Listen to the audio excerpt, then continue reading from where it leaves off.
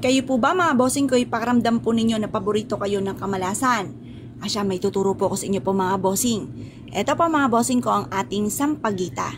Ang sampagita mga bossing ko ay may kakayahan na magtawag ng swerte mga bossing at mga good spirit.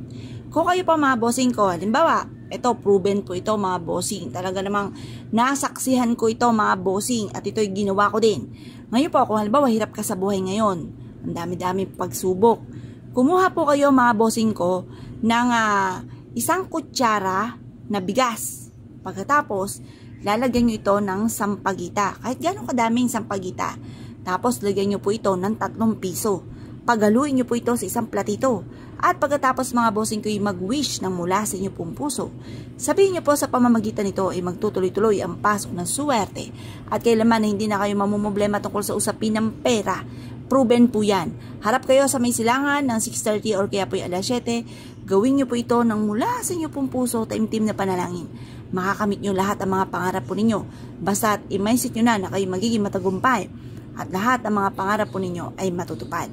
Ngayon po mga bossing, kapag po ito ginawa po ninyo, paulit-ulitin ang mga nais na maganap sa buhay. Halimbawa, magkaroon ako ng bahay na dito na, itong bahay na ito ay ito na yung matagal kong pinapangarap. At magkaroon ako ng negosyo na dito na ako yayaman. Magkaroon ako ng mga magagaran sasakyan na matagal ko na pinapangarap. Ako ay hindi na magkakaroon ng karamdaman, matutupad ang aking mga pinapangarap, kagaya din ng makapunta sa ibang bansa. Basta lahat ang gusto po ninyo. Or kung nag-a-apply kayo sa ibang bansa, matanggap na ako sa aking ina-applyan sa ibang bansa. Or kung ako po sa inyo, kung kayo po ay, halimbawa, may maliliit kayong anak, kay aalis, di ang i-wish po dito, magkaroon ako ng negosyo na dito na ako yayaman. Ganun po, parang hindi na kayo umalis mga bossing.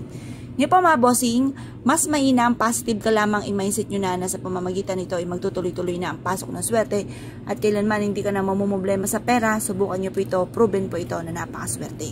Ngayon po, ibilag nyo to sa sinag ng araw, makalipas ng alas 8 ng umaga, yung platito na may bigas at barya at ganoon din ang sampagita ay ilalagay nyo sa may altar po ninyo. Bibilang ka lang ng mga ilang araw or 1 linggo mga bossing. Pinakamatagal na ay 1 buwan mga bossing ko.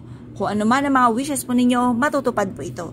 Pero syempre mga bossing, baka naman po ang wishes ninyo ay terrific.